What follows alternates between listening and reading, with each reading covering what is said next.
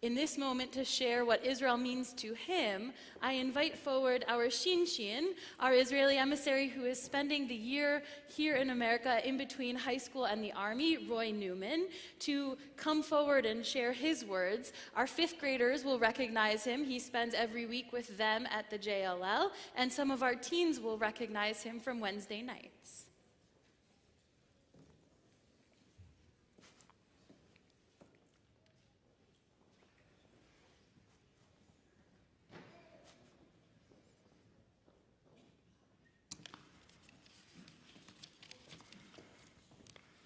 Shabbat Shalom, Chag Atzmaut Sameach.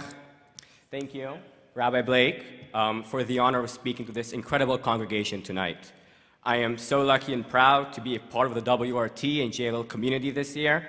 Thank you, Rabbi Citrin, and the entire JLL team for making me feel like this is my home.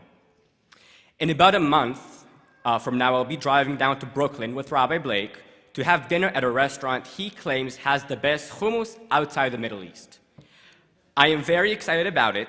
Not only am I excited to have dinner with Rabbi Blake, I am, but I'm also very excited about the hummus. Us Israelis love hummus. Now, I can almost guarantee you that without the state of Israel, someone like me, who is 100% European, according to the Ancestry DNA test I took, would like hummus, which originates in Egypt, let alone know what it is. The state of Israel was founded by Jewish immigrants from all over the world. Jews from Germany, Hungary, Romania, and Poland, like my family, and Jews from the Middle East, Africa, Asia, the Americas. These immigrants brought with them their local cuisines, creating what we now call Israeli food, which includes the Middle Eastern hummus and the European schnitzel and gefilte fish. Now, I am a proud member of the gefilte fish lovers minority in Israel. The great food in Israel is just one of many things I love about my country. Throughout this year here at WRT, I talk with my fifth graders every Sunday about those other things. They include unbelievable achievements in science and technology, like inventing a device that can detect odors of diseases like cancer and Parkinson's, or the Iron Dome that protects Israeli civilians from rockets and missile fire. They include Israel's culture, the way holidays are celebrated, and so much more. If you want to hear more, find me during dinner. Last Sunday, I told my fifth graders that we're going to take a step back today. All year, we talked about all those things that make Israel great, but that today we will talk about the basic foundations of the Jewish state. The values the country was founded upon, the one it is, or still should, represent. I know that you're used to hear quotes from the Torah from this bima, but today I'll be quoting a different document, still very important, Israel's Declaration of Independence.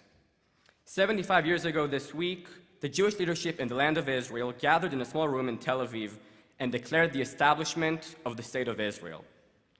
On this most special occasion, Israel's first Prime Minister, David Ben-Gurion, read to the crowds in and out of the room and across the world Israel's Declaration of Independence, the document that sets the image and soul of the newborn country.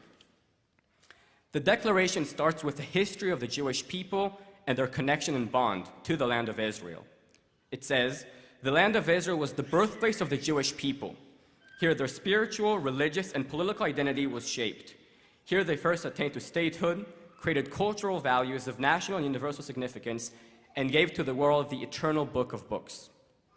The history goes on to talk about the exile of the Jewish people from their homeland and their mission of 2 millennia to return there.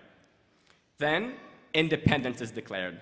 Accordingly, we, by virtue of our natural and historic right, hereby declare the establishment of a Jewish state in Eretz Israel to be known as the State of Israel. So here we get the first value or characteristic of the new nation, Judaism. Now, I can guarantee to you that the secular and socialist Ben-Gurion and his allies did not mean a Jewish state in the sense of a state ruled by the laws of the Torah. Rather, they were building a homeland for the Jewish people that will be based on the values of Judaism, like tzedek, justice, or tikkun olam, repairing the world. But you don't have to take my word for it, because the declaration goes on. It says, Israel will be based on freedom, justice, and peace as envisioned by the prophets of Israel. It will ensure complete equality of social and political rights to all its inhabitants, irrespective of religion, race, or sex. It will guarantee freedom of religion, conscience, language, education, and culture. In the eyes of the founding fathers, Judaism and democracy went together. And for 75 years, Israel has maintained this balance and connection, a Jewish and democratic state, a Jewish democracy. A country based on the values of Judaism, but a thriving democracy that ensures full and equal rights to all its citizens. A country that welcomes limitless Jewish immigration, but guarantees the freedom of religion to all its citizens. This is the Israel I believe in. This is what Israel means to me. The prayer for the state of Israel that you can find in your prayer books on page 377 starts with the words, Avinu shebashamayim tzur Yisrael vegoalo, barechet medinat Yisrael, reshit tzmichat geulatenu. Now, the English version on the same page does not offer an exact translation to these words, so I want to offer it to you. It says, Our Father in heaven, Rock and Redeemer of Israel, bless the state of Israel, the first manifestation of the approach of our redemption. Pretty big words. Recently, I've been thinking, is it really? Is Israel truly that, the first manifestation of the approach of our redemption? My answer, yes, it is. Israel has its faults and problems, and they probably will never entirely go away. I hope that one day they will, at least some of them. But Israel is the greatest achievement of the Jewish people in the last 2,000 years. It is a project that is still not completed of building a national, strong, and democratic homeland for the Jewish people. A country that will protect every single Jewish person around the world, will always guarantee the survival of the Jewish state. But it is also a country that ensures the rights of all its citizens regardless of their faith. Recently, many Israelis believe that these values came under attack. Hundreds of thousands of Israelis have been protesting for the last 17 weeks, waving Israeli flags and singing our national anthem, Hatikva, the hope. These patriots were making clear to the Israeli government that these values and principles cannot and will not be compromised. Currently, it looks like they're succeeding. I believe that Israel is indeed Reshit Tzmichat Geulatenu, the first manifestation of the approach of our redemption. We simply need, like the Constitution of this country says, make it more perfect. We need to strengthen its Jewish identity to include all Jews and protect its democratic values and principles. We should strive for peace with our foes and neighbors and continue to lead the world, right after Silicon Valley, in technology and innovation. We must ensure that the success of this project, one that was never attempted before, a Jewish democracy, succeeds. And now, because my boss is here, if you want to join us in celebrating this project, the State of Israel, join us for an amazing Israel 75 celebration, co-sponsored by WRT, with activities, food, dancing, a concert, and so much more. It's happening May 21st, 2 to 5 p.m. at Temple Israel at New Rochelle.